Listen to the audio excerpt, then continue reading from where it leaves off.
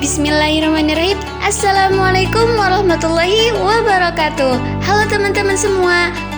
Perkenalkan, nama saya Widya Nur Farida. Saya dari Pendidikan Kimia 2021 kelas A, Universitas Sultan Ageng Tirtayasa. Nah, di sini saya akan sedikit menjelaskan mengenai sunatullah, takdir, dan keadilan ilahi.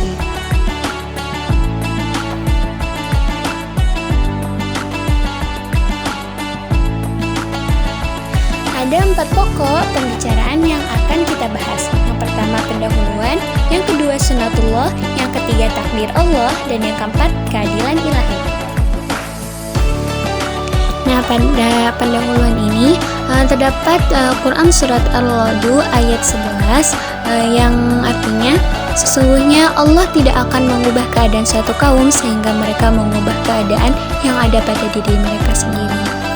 Nah, Al-Ghazali juga berpendapat bahwa Allah berbuat apa yang dikehendakinya dan dapat memberikan hukum menurut kehendaknya. Kekuasaan Allah dapat menentukan segala sesuatu yang dikehendaki, yang tak terbatas dengan waktu dan masa. Yang kedua adalah sunatullah. Nah, dalam Quran Surat Al-Ahzab ayat 62 yang artinya sebagai sunnah Allah yang berlaku atas orang-orang yang telah terdahulu sebelummu, dan kamu sekali-kali tidak akan mendapati perubahan pada sunnah Allah. Terdapat pula pada Quran Surat Fatir ayat 43 yang artinya, maka kamu sekali-kali tidak akan mendapati perubahan bagi sunnah Allah, dan sekali-kali tidak pula kamu akan menemui penyimpangan bagi sunnah Allah. Nah, selanjutnya ada 4 para ahli yang menyatakan tentang sunnatullah.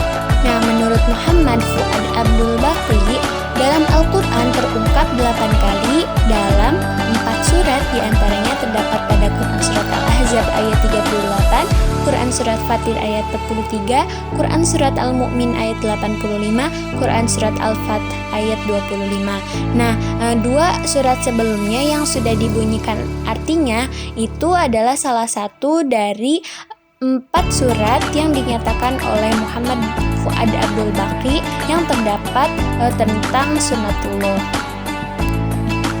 Nah, selanjutnya menurut Ahmad Kan'an yang menyatakan bahwa sunatullah adalah hukum-hukum yang terdapat di alam ciptaannya. Sedangkan menurut Hamka memberikan ilustrasi bahwa keadaan sunatullah itu sama seperti dengan air hilir, pasti menuruti aturan yang Allah tetapkan, yaitu menurun kepada yang lebih rendah sampai ke laut. Nah, menurut Hamka ini bahwa sunatullah ini diibaratkan seperti air yang mengikuti layaknya aliran seperti itu. Selanjutnya menurut Nurkhalis Majid bahwa sunatullah dalam Al-Quran digunakan untuk ketentuan-ketentuan tentang kehidupan manusia secara sosial dan historis. Nah, begitulah 4 pengertian dari para ahli mengenai sunatullah. Dari pengertian para ahli ini, sunatullah dapat dikatakan sebagai ketentuan-ketentuan atau hukum yang berlaku untuk kehidupan manusia yang tidak ada perubahan atau penyimpangan. Nah, menurut Muhammad Fuad Abdul Baqi yang mengungkapkan bahwa di dalam Al-Quran itu terdapat 4 surat yang menyatakan bahwa tentang sunatullah. Nah, salah satunya itu ada Quran Surat Fatir dan juga Quran Surat Al-Ahzab ayat 62. Nah, jadi sunatullah ini diatur dan ditetapkan oleh Allah Subhanahu wa taala, Zat yang Maha Kuasa, tanpa ada penyimpangan di alam semesta. Nah, sesuai dengan keseimbangan, kestabilan, dan keteraturan yang telah Ia ciptakan. Ada juga kejadian di luar sunatullah. Kejadian di luar sunatullah ini disebut hikmah atau mukjizat. Allah Sang Maha Pencipta dan pengatur sunnah, karena Allah memerlukan sebab dan akibat serta yang menginginkan dan menghendaki terjadinya perubahan pada kondisi tertentu untuk menunjukkan kemutlakan, penciptaan, dan penguasaan atas ketentuan-ketentuan yang Allah buat.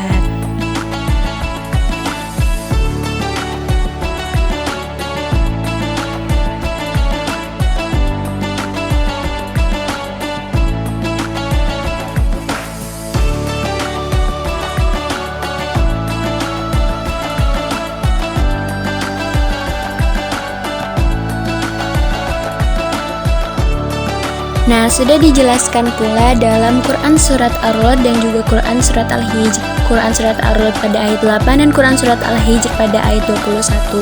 Bahwa maksudnya takdir itu adalah semua yang diciptakan Allah SWT menurut kehendaknya. Takdir baik dan takdir buruk adalah ketentuan yang diciptakan Allah untuk seluruh makhluk sesuai dengan ilmunya. Nah, di sini ada 4 tingkat untuk memahami takdir Allah Subhanahu wa taala menurut Muhammad bin Shalih Al-Utsaimin. Nah, yang pertama itu ada mengimani bahwa Allah Subhanahu wa taala Maha tahu atas segala sesuatu, mengetahui apa yang telah terjadi dan apa yang akan terjadi dengan ilmunya yang azali dan abadi. Yang kedua ada mengimani bahwa Allah telah mencatat di Lauhul Mahfuz apa yang terjadi sampai hari kiamat. Yang ketiga, mengimani bahwa Allah Subhanahu wa taala telah menghendaki segala apa yang ada di langit dan di bumi.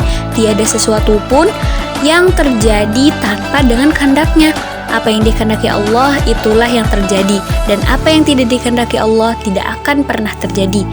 Dan yang terakhir itu ada mengimani bahwa Allah Subhanahu wa taala adalah pencipta segala sesuatu.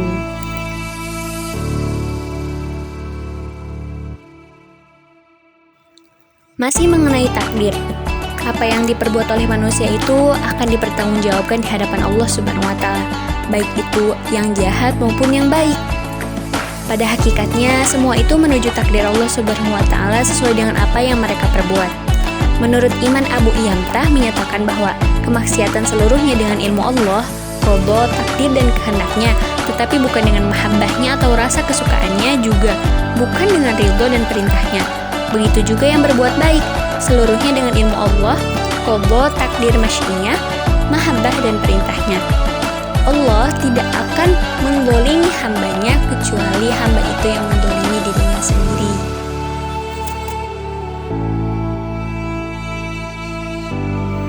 Ya, sekarang kita masuk ke keadilan ilahi. Nah, subbab ini menjelaskan tentang Allah itu tidak akan menzalimi kepada hambanya yang berbuat baik ataupun yang berbuat jahat. Karena sesuai dengan apa yang dikerjakan hambanya, kalau mereka berbuat baik, maka syurga tempatnya. Dan kalau mereka berbuat jahat, maka tempatnya adalah neraka. Allah adil, bukan? Nah, keadilan Allah kepada hambanya menurut para ahli. Menurut Al-Qadi Abdul Jabbar, adil adalah hak-hak seseorang sesuai dengan kewajiban yang dilaksanakannya. Dan menurut Abdul Hasan Al-Asy'ari, semua perbuatan Allah adalah adil. Ia adil dalam menjadikan orang beriman maupun kafir, dan ia adil untuk menyiksa mereka di hari akhir.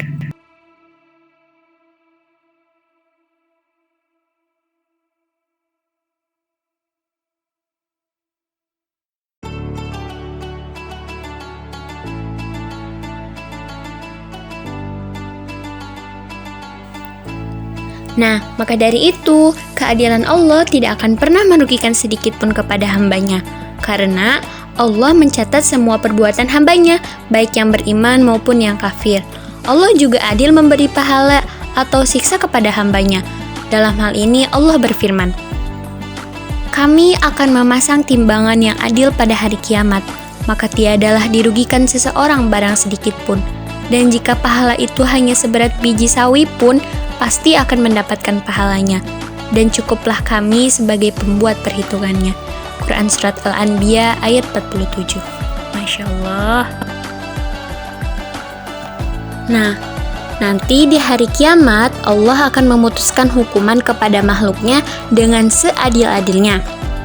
Keadilan Allah ini menurut Al-Qadi Abdul Jabbar ada 3. Yang pertama, Allah tidak menzalimi seseorang sedikit pun. Justru itu, Allah Maha Suci dari berbuat zalim. Yang kedua, Allah tidak akan menahan hak-hak seseorang walaupun dalam ukuran yang sangat sedikit.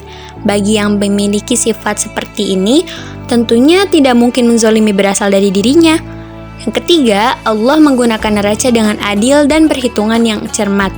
Andai kata ia berbuat zalim, maka pernyataan tersebut tidak berarti sama sekali.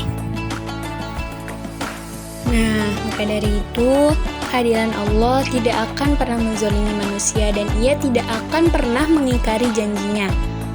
Allah juga mustahil tidak adil karena Ia memiliki sifat keadilan seperti Ar-Rahman dan Ar-Rahim, yang Maha Pengasih dan juga Maha Penyayang. Nah, dapat kita tarik kesimpulan dari takdir dan sunatullah bahwa takdir dan sunatullah merupakan suatu ketetapan hukum Allah yang ditunjukkan kepada semua makhluknya, semua makhluk Allah Subhanahu wa Ta'ala. Dan sunatullah adalah fenomena yang terjadi di alam kehidupan manusia, sedangkan takdir Allah adalah kepastian dari Allah atau ketetapan dari Allah seperti kematian, karena tiap yang berjiwa itu pasti akan merasakan mati. Manusia tidak dapat menghindari dari takdir, sebab Allah telah menentukan kepadanya aturan dan perintah serta larangannya. Dan pembahasan yang terakhir, yaitu ada 3 macam hukum mengenai masalah-masalah hukum kekuasaan dan keadilan. Mengenai itu Al-Quran memberikan petunjuk.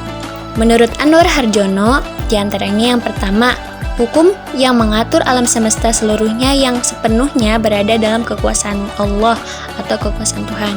Yang kedua, hukum yang dibuat manusia dan berlaku untuk mengatur masyarakat itu sendiri.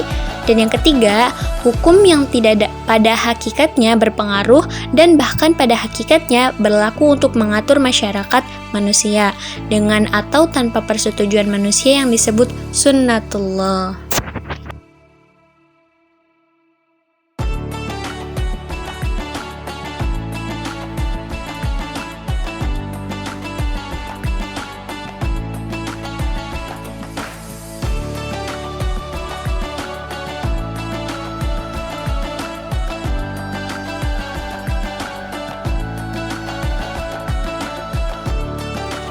Nah, begitulah teman-teman mengenai sunatullah, takdir Allah, dan juga keadilan ilahi. Semoga kita semua selalu dilindungi oleh Allah ya. Sekian dari saya, apabila ada pengucapan yang salah, mohon dimaafkan karena masih dalam tahap pembelajaran. Terima kasih. Wassalamualaikum warahmatullahi wabarakatuh. Dadah teman-teman.